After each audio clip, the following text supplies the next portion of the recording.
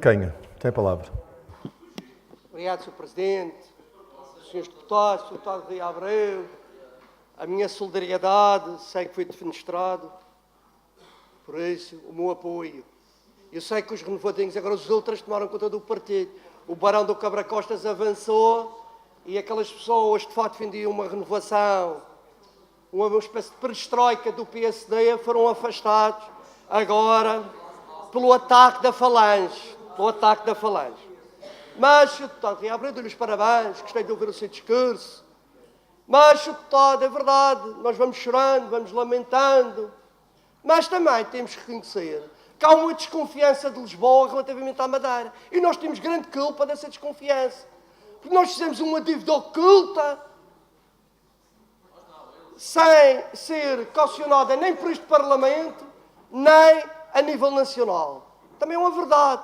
Também andamos aqui nos despesismos loucos, que até mereceram reparos da Angela Merkel. Por isso sabemos bem o regabof das finanças públicas aqui na Madeira. Por isso, nós também não fomos nada bem comportados. E agora, não sei se em Lisboa já souberam que numa terra em que as famílias chegam ao fim do mês e não sabem se vão comer um macarrão ou chouriço, e os senhores avançaram com um apoio, um contrato de programa de 20 milhões para um campo de futebol, não sei se já chegou também a Lisboa.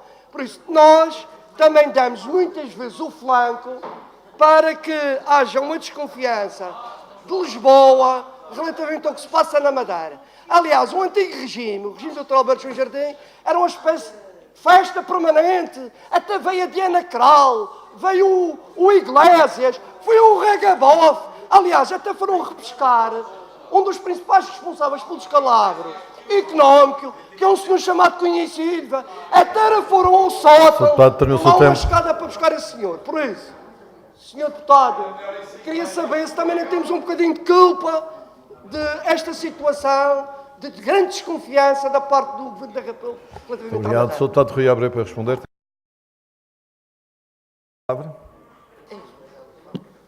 Obrigado, Sr. Presidente, Srs. Deputados. Relativamente a este assunto, há estudos sociológicos que dizem que, por exemplo, na Europa Meridional há mais violência contra as mulheres do que os países do Norte, e também a violência também tem a ver com as crises económicas. Também há uma ligação direta a essa situação. Aliás, há um ditado que diz: casa onde não há pão, todos ralham, não tem razão.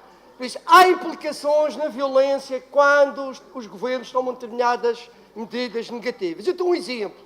Por exemplo, uma senhora chega à casa e diz ao marido: olha, vão dar 20 milhões ao marido e a gente anda a comer macarrão todos os dias. E o homem lhe toca a exercer violência sobre a mulher. Por isso, isto é uma prova que as situações económicas e o descalabro económico criam muitas vezes conflitos em casas e, claro, que essa violência é exercida pela pessoa mais frágil na casa, normalmente é as senhoras. Muito obrigado. Muito obrigado. Não tem palavra. Obrigado, Sr. Presidente, Srs. Deputados. Obviamente que vou votar a favor.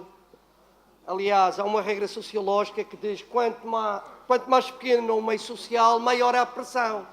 Isto é, terra pequena, inferno grande. Por isso, é de louvar a coragem dessas pessoas que se manifestam numa sociedade ainda cheia de preconceito. Por isso, essas pessoas, de facto, são heróis e há que reconhecer que têm grande coragem.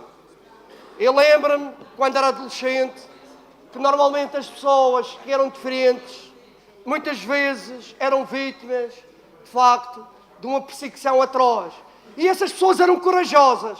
Havia pessoas que me espantavam, apesar da pressão e da crueldade que eram exercidas sobre essas pessoas, espantava-me a coragem dessa gente, numa altura em que havia grande preconceito. Por isso, esta marcha, efetivamente, é uma espécie de flanco numa sociedade de preconceito e numa terra pequena. Ainda tenho que dar mais os meus parabéns pela coragem das pessoas que intervieram nela. Muito obrigado. Muito obrigado, Sr. Palavra. Presidente, Sr. Secretário, Srs. Deputados, Sr. Secretário, obviamente concordo com este diploma, é de apoiar, mas, Sr. Deputado, às vezes eu penso, porque é que a Madeira não foi pioneira no movimento surrealista? Do Alain Breton, do André Breton, do Dalí, do Buñuel, porque a gente no início do século vemos aqui as esquadras submarinas de navegação terrestre, que era uma coisa imaginativa e com muita piada.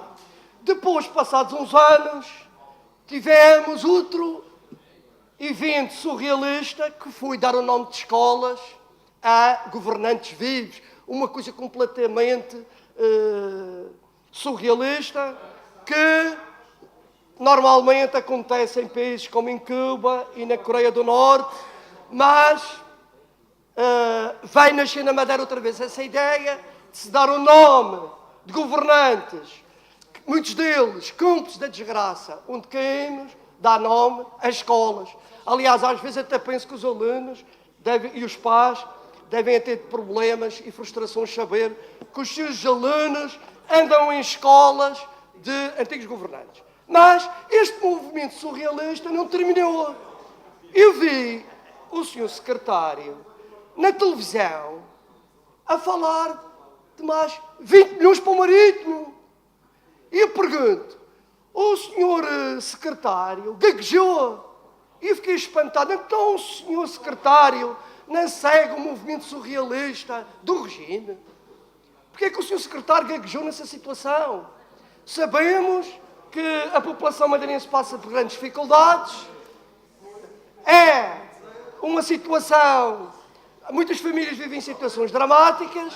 E o Sr. Secretário, na televisão, vem defender um contrato de programa para o Marítimo de 20 milhões e gaguejou. Por isso eu pergunto ao Sr. Secretário se não vai acompanhar esse movimento surrealista do regime. Obrigado, Sra. Deputada Raquel. O Sr. Deputado Gil Canha, para uma intervenção, tem a palavra. Obrigado, Sr. Presidente, Srs. Deputados, Sr. Secretário.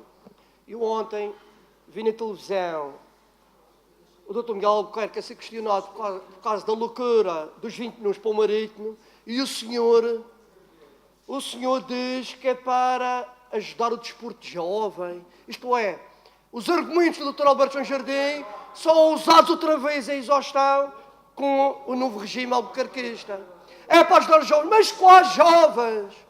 Gastaram milhões de euros no Nacional, no União, Nacional não lá no meio do nevoeiro, no União, que nem pagaram as expropriações, um problema. Ter um campus dentro da Ribeira de Santo António, que aqui é um problema até para a cidade. Agora vão dar mais 20 milhões ao Marítimo. E os jovens querem praticar algum desporto, principalmente futebol, não têm oportunidades nenhumas, os pais têm que entrar com o carcanhol, porque o dinheiro é desviado para o futebol profissional. Aliás, até o campo dos Barrados retiraram a pista de atletismo. Oh, Sr. Secretário, não venha agora confundir desporto com contentores que são descarregados no Funchal, cheios de jogadores estrangeiros. Que é o que se passa, é jogadores estrangeiros e determinados presidentes dos clubes a se pavonearem aí com o dinheiro dos contribuintes. Por isso, Sr. Secretário, não se vai branquear uma situação que é um surrealismo apalhaçado, que é pessoas a passar problemas gravíssimos, famílias com problemas gravíssimos, e o regime do Dr. Miguel Albuquerque vai dar 20 milhões ao Marítimo. Isto é gozar com as pessoas, Sr. Secretário. Não há branqueamento. Por isso o Sr. Secretário gaguejou. Foi precisamente por isso, na sua consciência, na sua intimidade, sabe que isto é um absurdo. E, aliás, o Sr. Secretário diz que o governo do Dr. Miguel Albuquerque segue os compromissos. Quais compromissos? Temos um monopólio de roubalheira no Porto do Cancelo. E os senhores disseram que iam subir o compromisso. Já está no fim da legislatura e continuam a mesma ladruagem. Muito obrigado, Sra.